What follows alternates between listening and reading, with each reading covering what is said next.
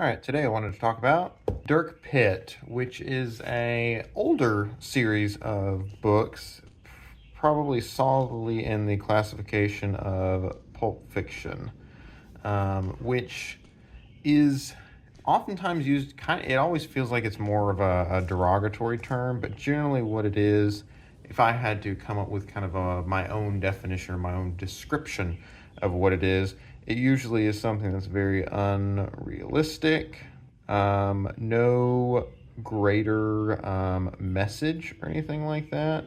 So there's no greater message or morals that it's trying to convey. So if you consider something like To Kill a Mockingbird,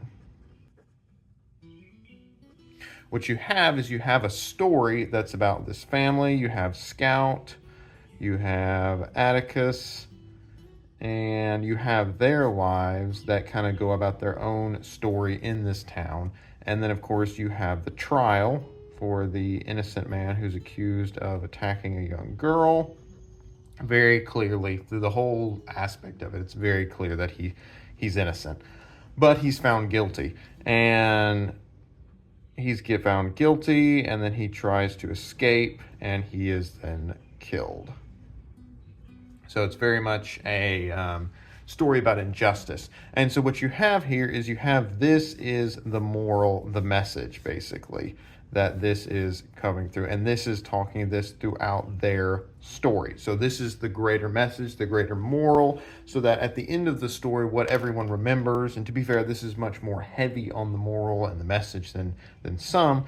What you remember at the end of this is the injustice of it all. The injustice and the brutality and the cruelty and everything like that. To the point where honestly, most people don't really remember what happens with Scout or Atticus kind of towards the end of it. Scout grows up. I think she says she grows up and gets married to this one kid who she grew up with. There's my small town upbringing. And this is the message of the story, if you want to call it that. So for Pulp Fiction, what you usually end up with is there's no message. It's Guy who shows up and he's going to solve a problem or something like that. And then to do this, he's going to kill everyone in his way, and the end. And that's kind of this essentially what it is. It's very much a comic book style,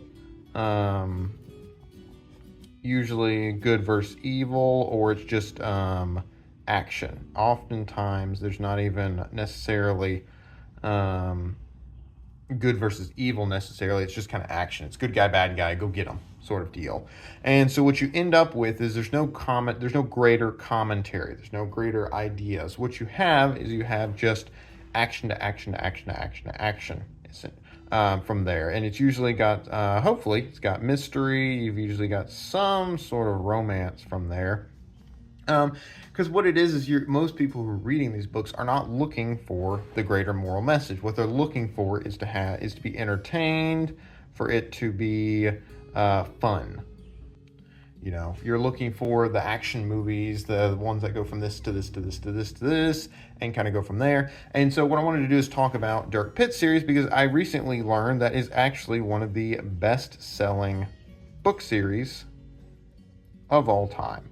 Which is funny, because it's like, I know of the series through probably the same one that everyone else does, which is through that movie, Sahara, starring Matthew McConaughey, which is a great movie. It's a fun movie, and there's no greater message other than bad people are bad and good guys are good, and hooray, huzzah. There's no real greater message or moral or anything like that. It's just action, explosions, and mystery, and whodunit, and some romance and all that. But it's fun, and that's what it is. That's what it sets out to do, and so it accomplishes that very, very well. It succeeds in that.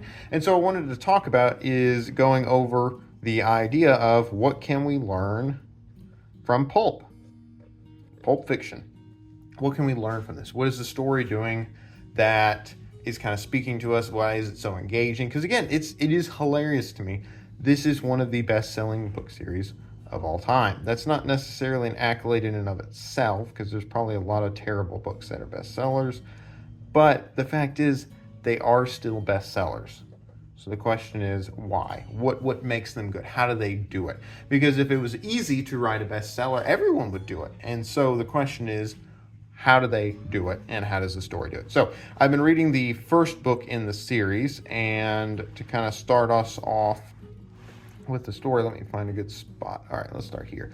So what we intro with, and we are on a submarine. There is a captain man, and he's hanging around on his submarine.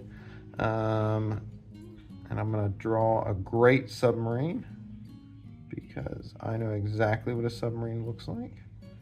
And it has a little propeller thingy back here, and it's got this, it's got the little hatch, and there we go. There we go. Submarine. And we'll draw the little bubbles so you know that it's breathing. Water comes up to the surface, so you know that you're underwater. So we're in a submarine. Not only that, but this is a nuclear submarine. This is a war submarine, which I guess all submarines are, but it's nuclear submarine, and it's the best of the best. We're introduced. This is the top of the line. This is the maiden voyage of the submarine. And we're introduced to the captain. This is a Captain Databank. He's a no muss, no fuss captain who's all about the data, all about everything. This is what he is. And they start exploring. They're going around normal submarine duties when something is ahead. Something mysterious is ahead in the water. There's not supposed to be an island there, so it can't be that. So they don't really know what's going on because they're in the middle of the Pacific Ocean, out in the middle of nowhere. Because again, this is a maiden voyage for a super secret submarine, so it makes sense that you'd be in the middle of nowhere. Right there. And then they run into something, and it's very ominous. The story is very, very overt in that it tells you that something bad is going to happen, a mistake that will cost your life.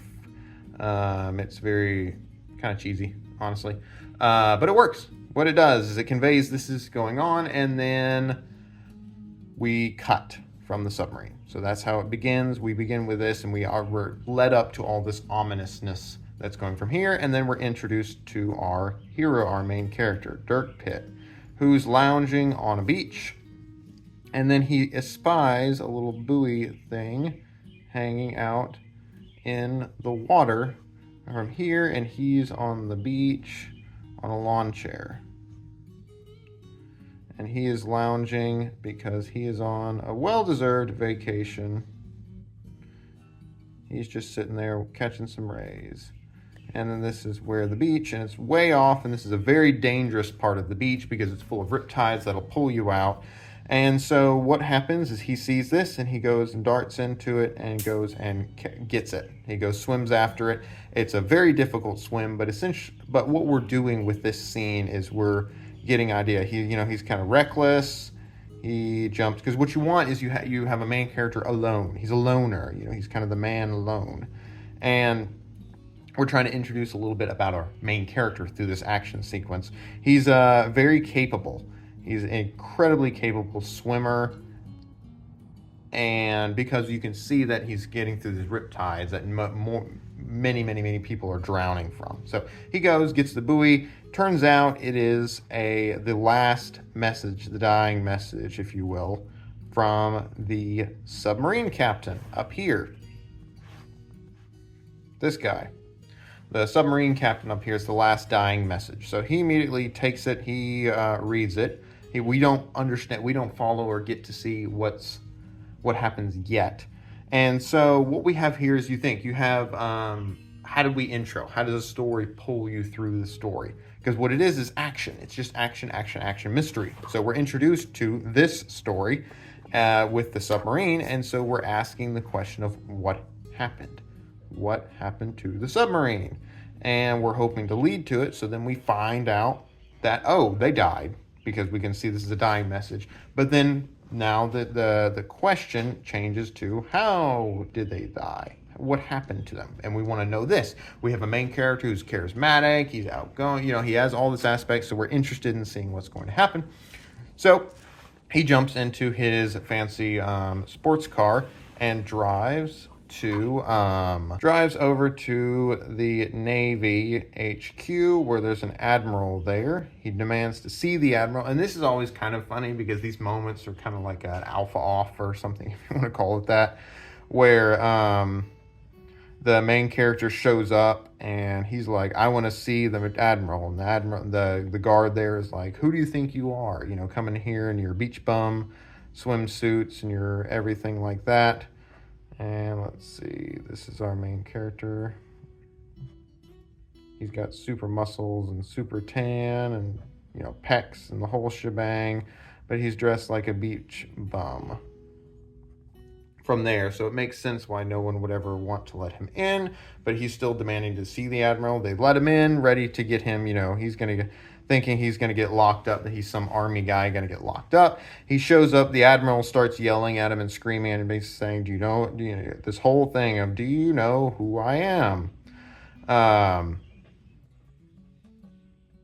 And then Dirk starts playing the same game as, do you know who I am? And then somebody else goes, hey, isn't that guy? He's this super special guy who's in the, I can't remember the exact title, but he's working in kind of the Explorer Marine. He's a marine researcher, Explorer Marine researcher that does a lot of work with the army and the government from there. And he's also the son of a senator.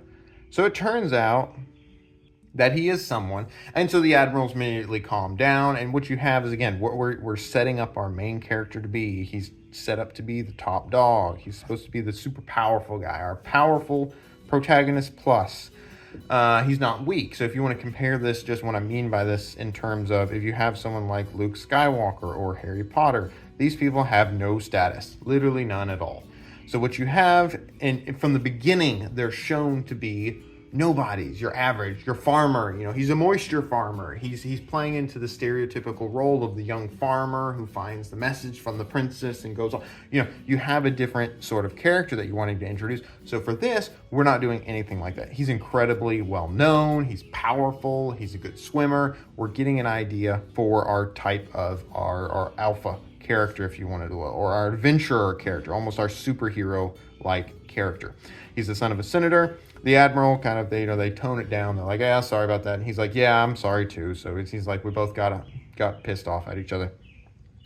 And it's revealed, we get to see a little bit more of what happened to the sub, because of course he delivers this message from the sub to the admiral, and they're like, all right, we need to look into this. We need to investigate it.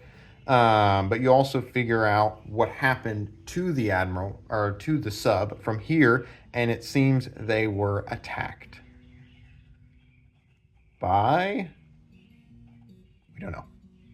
And this is a great aspect of it, because I really love watching how people do kind of like found footage sort of deals. Annihilation does this amazing. Lord of the Rings actually has one of the best of all time, of course, with Balin's tomb.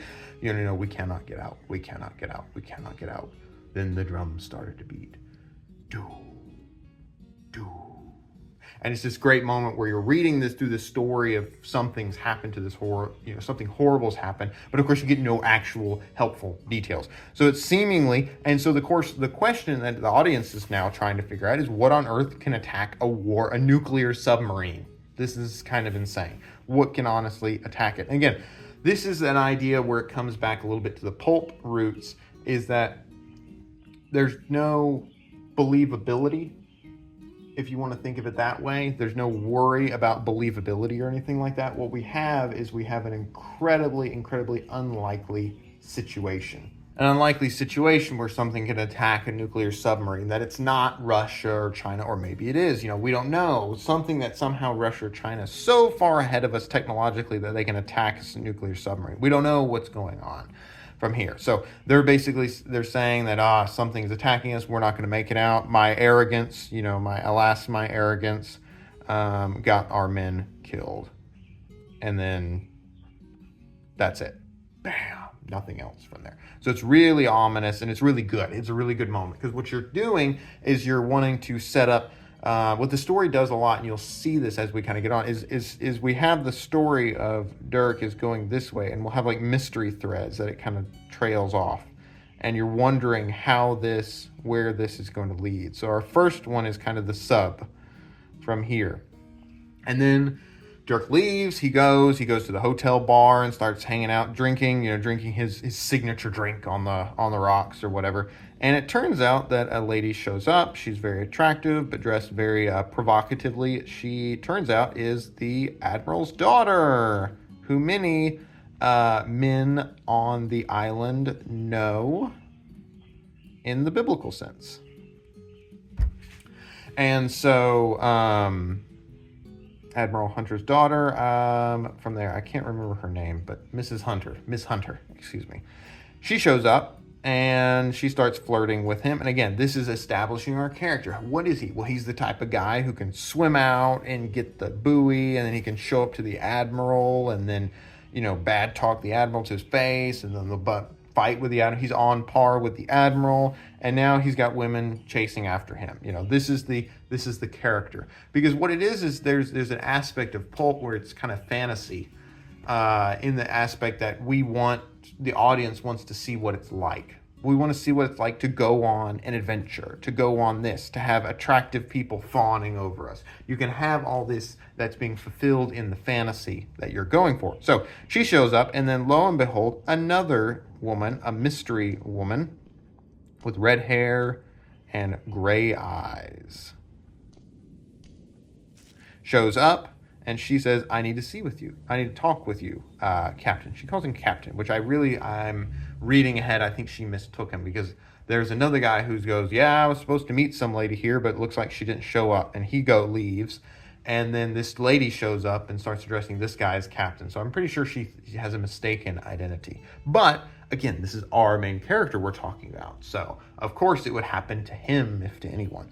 So she shows up, and it turns out the two women both want him to talk to him alone. Neither one of them agrees. So they go outside, and as silly as it is, they fight. And it turns out that Miss Hunter leaves, and the mystery woman shows up. So now we have this other thing of the mystery girl, or mystery woman. From here, Dirk's going about his normal life, and we have all these mystery threads that are offshooting. We're trying to figure out what exactly each means, what happens, what's going to happen to this. Because so far, the other thing to realize is that we've had no break. There has been no break in action.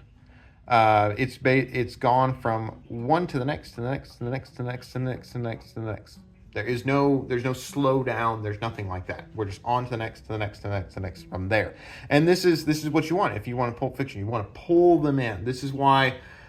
This is any of these stores like the Hardy Boys. If you want to think Nancy Drew, I've never actually read Nancy Drew, but I imagine that there's just like the Hardy Boys, but very, very similar to that, where you have these stories where they're just trying to go from next action point to action point to action point. There's no deep conversations. There's no better, the moral aspect. They're not talking about this, that, and the other. They're simply talking about, okay, what's next? Okay, what's next? They're written very much just like you would expect an action movie to be, where there's just there's some mystery, but it's action, action, action, action. But there's no downtime. So the mystery woman and him start talking, and then he's very attracted to her because she's very mysterious and very attractive, and she checks both of those boxes. And so they decide to go on a walk on the beach, and she's like, lovely. And lo and behold, while they're walking, he's looking out, and the sun's beautiful, and they're sitting there. And then she does that thing that really ruins any good date. She knees him in the groin. Let me draw her. She's got flowing hair. Luscious, flowing hair. And she's kneeing him in the groin, and he's saying, ow. But then as he's getting kneed, he socks her in the face, and so she says ow, and she crumples to the ground. I also do appreciate the fact that there's an aspect in action movies and TV shows where you think people can just take punches to the face repeatedly, but generally if a very, very strong man punches somebody in the face, there's a decent chance that you just immediately knock them out. It's actually very dangerous to get hit on the head, so don't do it.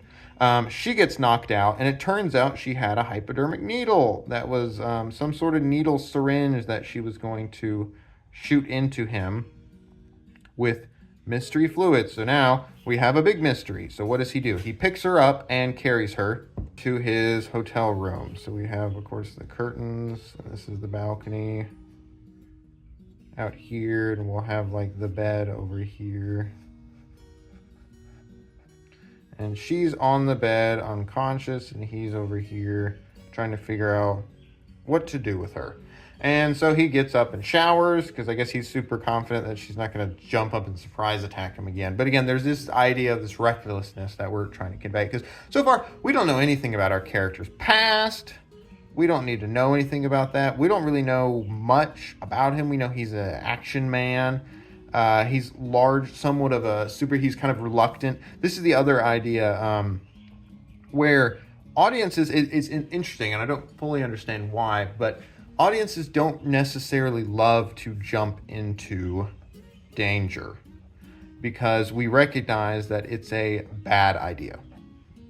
It's not a good idea because we could die and everything like that. But what you do is you present an option. You present not into danger or out of danger. You don't go this in out of danger. This is your choice audience. What you do is you go a step beyond that. We go, okay, we're in danger. Do you do this or this? Instead of calling the cops immediately to the next one or anything like that, and then saying, now what do we do with this woman? We've taken her to our hotel room. She's unconscious. She tried to attack us and syringe us. And then now she's unconscious, and now what do we do? And so what you're doing is you're forcing the audience not to make the choice, the choice that they would probably vote this one. You're skipping past that and then going, now make this choice. So now the audience can be invested in the fact that, hey, now that we're in this mess, what are we going to do from there? So he goes and takes a shower and comes back out and then wakes her up, and they starts talking to her and starts interrogating her. And now we're trying to figure out who this mystery woman is. Who is she? Why did she attack him? Why is she so attractive? All the stuff that he wants to know. Our dear main character wants to try and figure out. Because again, this is super action book that we're reading. We're not worried about morals. We're not really worried about greater messages. We're worried about making cool scenes, awesome action, and all this stuff. Because you can see, this is the exact same stuff that really appeals to people when you're talking about like modern isekai stories or shonen stories, Naruto, One Piece. Not to say these don't have morals, because the good ones do. That's the reason why Naruto and One Piece are really good, because they have these greater morals of duty, honor, friendship, protection, corruption. They have this aspects that's really playing out. But they're driven by action. And so the question is, how do you make action? How do you do that really well? And so the way this story is doing it is it's just nonstop action. It's going from one to the one to the one to the one to the one. And you're not really giving the audience a way out. You're saying, okay, now that we've got this in the room, what do we do? Now we're asking the audience kind of this open question, because the way it is then how you do this is the main character goes, what do I do? What do I do with her? Now, how do I play this? And of course, now the audience is asking the same question, because we're following the main character's lead. We're asking the same question of, how do we do this? And now, once we get into that, now we're trying to figure out, what are we going to do with this? This is now, we're getting involved. Once the audience is starting to ask questions, you're getting involved. You're getting sucked into the story, because now you want to know, okay, I don't really know what I would do. Let's see what the main character does. Let's find out how he answers, how he solves this problem. So she wakes up and talking, and she claims to be a secret agent, but it's made clear that she's not a government agent. She was hired by someone, and he's trying to figure out who. She won't tell him. She runs out onto the balcony. She tries to attack him and get him and run out to the balcony again, and it turns out he's 10 floors up. So he says, good luck, have fun with jumping. And then they kind of keep talking. He's trying to interrogate her, and she's finally getting ready to talk to him. And then she goes, okay, well, let me freshen up. And he's like, okay. And then she runs in and gets some towels and runs out to the balcony, because, again, he's doing something else over here. And then she darts below and disappears into the apartment below. Bam. And he feels a little bit dumb, because he shouldn't. He let her get away. But again, remember, think this is Dirk's story, and we have the sub is this mystery plot string that's going over here. And now we have this mystery woman that's over here. And now we have all these mystery things that we want to do. And so what do you do after you have a girl try and attack you? You go to the library. So we're going to the library to try and research. Actually, no. A guy shows up who's a friend of ours from Washington, D.C. He's from Washington, D.C. He says that now you are ordered to help the Admiral.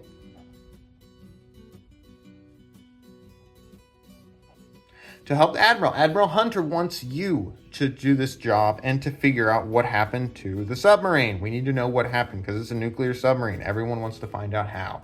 And you're the guy. And so again, this idea of we didn't jump into danger, it found us. We just happened to go find a buoy and then take a buoy to the Admiral and then tell him to shove off. And then he told us to shove off.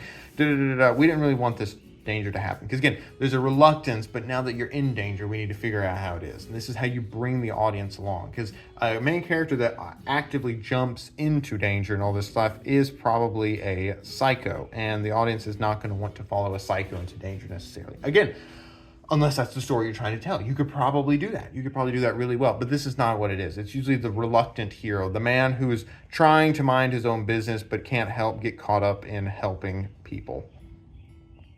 Or in this instance, helping the Navy from here. So he gets these orders and he's like, fine. So he goes to the library to do some research, try and figure out a little bit more what's going on. Talk to his buddy there who knows the island. He's this great big Hawaiian man who tells him, and he starts telling him about this myth of this island that suddenly appears.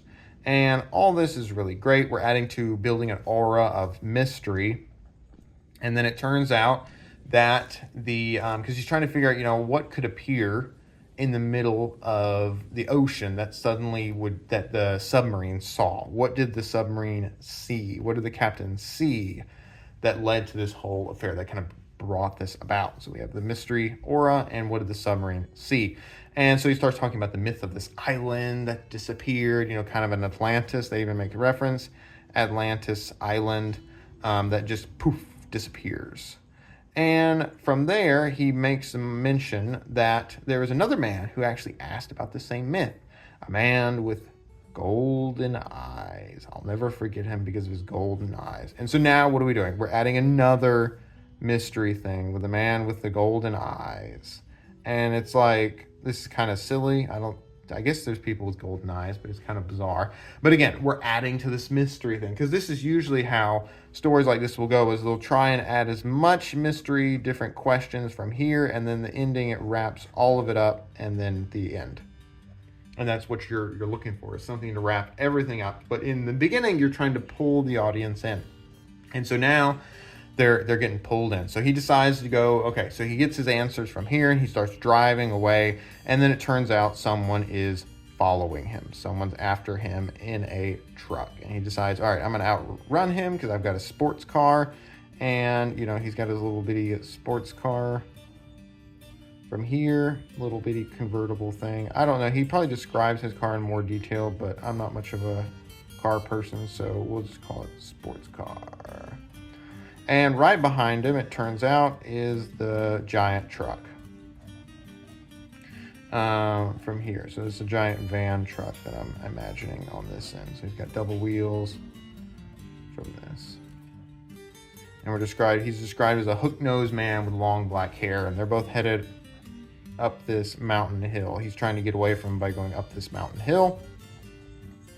And so again, think of this in terms of what are we doing with the story? We're doing action from here. This is what it is. There's no break. There's no rest. You don't give the audience the rest until they're like 50 to 100 pages in. Because then once they calms down, then they're stuck. Because they're already halfway through the story at that point. So you need to do it. So he's chased by this guy and he starts doing it. And he does a maneuver where the guy goes off the cliff and then dies and gets impaled on a spike. And it's kind of bloody and gory. And Dirk goes off to call the police. He calls the Admiral and says, hey, somebody tries to kill him. And he's like, all right, cool. Well, we'll get there and then call the police and then go back to the site. He does that. And then so that way it gives the military time to show up. They show up to kind of take care of it. But it turns out then that the body is missing. Somebody else was following him, so took it. So again, we're having this adding to this mystery. Where is it? To this mystery here. So from here we have now the guy, the driver, the truck driver, who tried to kill him. You know, who is this guy? We're adding all of these mysteries. And so now it just begs the question of what could be behind this? And so this is the part where the audience is trying to figure out in their head, this is almost a subconscious thing, is we're trying to figure out what on earth can explain all of these things. What on earth can explain all of these things? And as the audience is asking this question, that's when you know you've got them. Because if they're asking this question, then they will want to see how it ends, which is the most important thing. And that's what you're trying to draw in the audience to. You're trying to pull them in to get to that point. So, but yeah, I think that covers everything I want to see. I'm going to keep reading this story and we'll see how it is. We'll see if it's good enough to read two. Because again, so far it's not beyond amazing, but it's interesting. It is fun to see these books that are not high literature or anything like that and see how they do it and what they're doing well and how they do that well from there. So I hope you guys enjoy this one and I'll see you in the next.